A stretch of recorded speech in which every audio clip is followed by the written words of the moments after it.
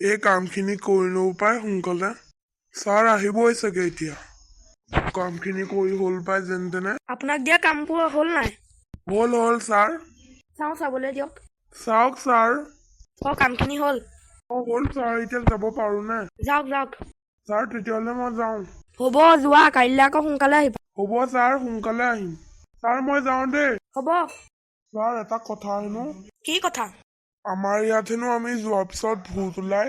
ময়ো দেখিছোঁ CC camera, বগা ৰঙৰ কাপোৰ পিন্ধি কোনোবা মানুহ এজনী ইয়াত ঘূৰি আছে। ছাৰ এতিয়াহে গম পালোঁ, মই ভাবিছিলোঁ চবেই এনেই কৈ আছে বুলিয়ে। হ'ল এতিয়া যাবলৈ, বেছি দেৰিলৈকে নাথাকোঁ, ব'লা যাওঁ। ব'লক ছাৰ।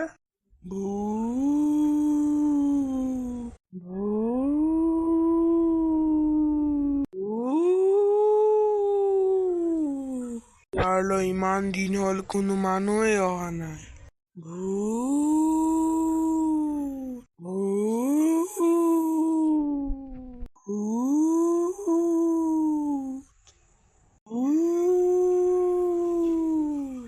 ঐ তহঁত কলে গলি? আহিলো, তহঁতক কথা এটাও কবলৈ আছে। আমাৰ অফিচৰ কথা কম।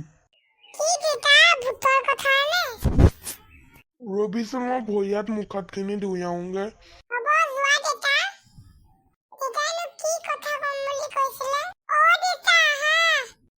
গৈছো ৰবা। আহিলো, এতিয়া কম শুন। মই যে তহঁতক কৈছিলো আমি অহাৰ পিছত আমাৰ অফিচত ভূত ওলাই।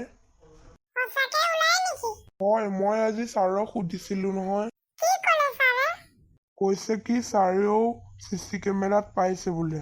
ছাৰে হেনো বগা কাপোৰ পিন্ধা মানুহ এজনী দেখিছিলে। সঁচাকে ওলাই। ব'ল এতিয়া শুওঁগে। গৈছো ৰবি।